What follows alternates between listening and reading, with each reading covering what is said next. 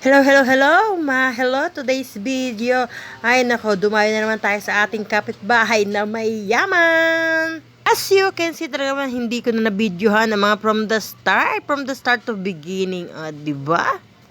Sa sobrang ating kamaritesan, ayan, di ba? Sobrahan tayo ng chismis, nauna ang chismis bago mag-video.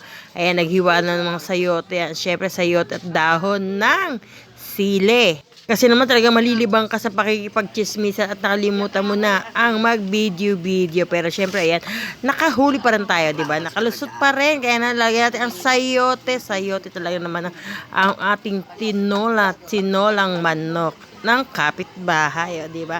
Kapitbahay nating mayaman, pero mo naman, mayroong kalderong, di ba? Napakaitim na kaldero. Wala tayong magagawa dyan, kundi talaga naman gamitin pa rin. Talaga naman, dahon ng sili at tapos niyan, luto na rin yan. Kaya naman, magsisikain ng aking mga kapitbahay na may yaman.